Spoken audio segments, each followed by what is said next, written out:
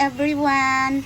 Mga guys, eto po, pakita ko yung ulam namin. Late na kami kakain ng lunch namin. Bumili na lang si Nikki ng 100 pesos.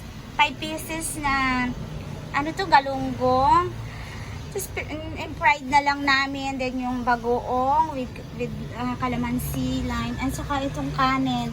Ngayon lang kami kakain kasi ngayon lang kami natapos ng aking fiancé husband. O, kaya ganito. Ngayon lang, late na kami kakain ng lunch namin.